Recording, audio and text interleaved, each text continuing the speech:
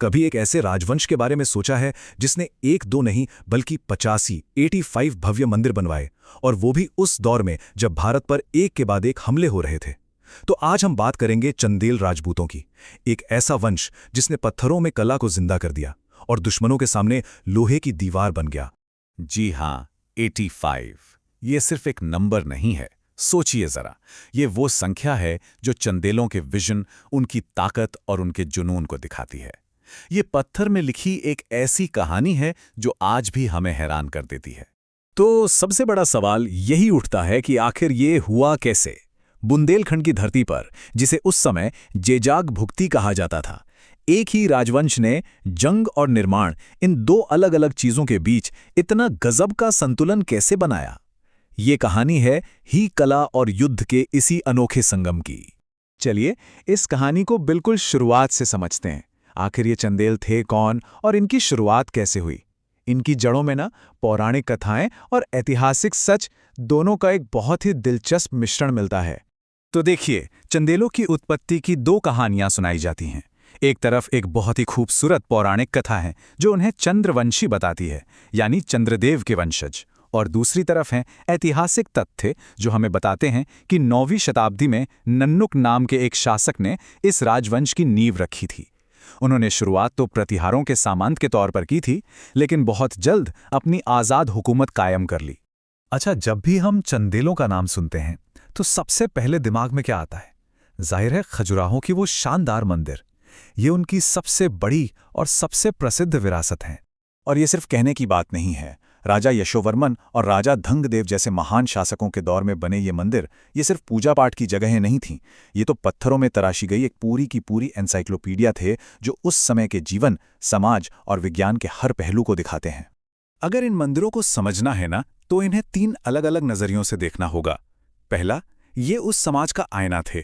दूसरा, ये उस दौर की जानकारी का एक वैज्ञानिक खजाना थे।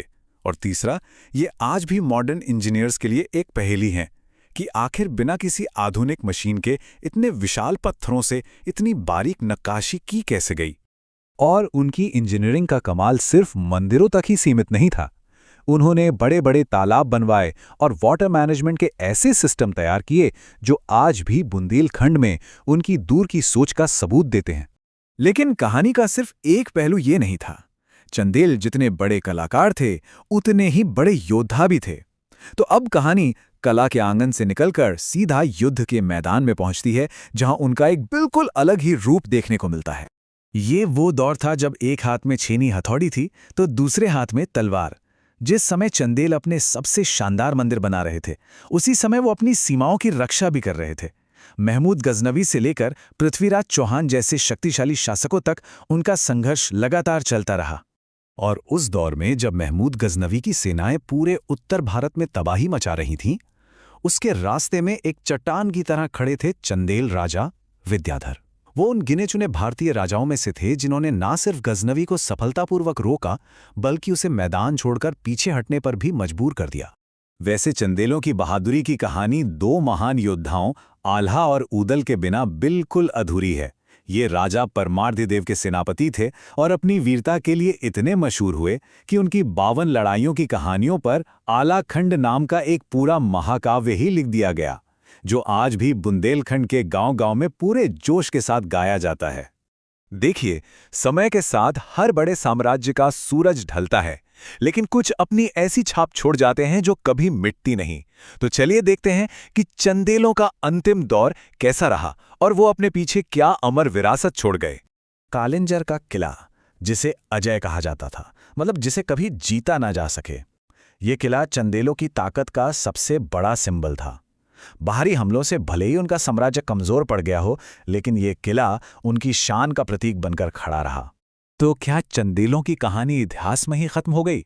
नहीं, बिल्कुल नहीं। सच तो यह है कि वो कहानी आज भी जिंदा है, सिर्फ पत्थरों में नहीं बल्कि लोगों में।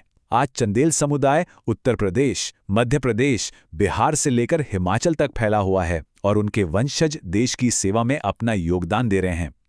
उनकी असली विरासत शायद यही है, एक अमर पहचान जो उनके बनाए मंदिरों की तरह ही मजबूत है।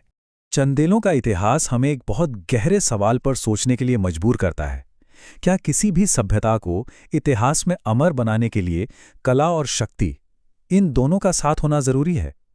एक हाथ में बनाने का हुनर और दूसरे में बचाने की ताकत, शायद यही वो संगम है जो किसी भी विरासत को हमेशा के लिए जिंदा रखता है।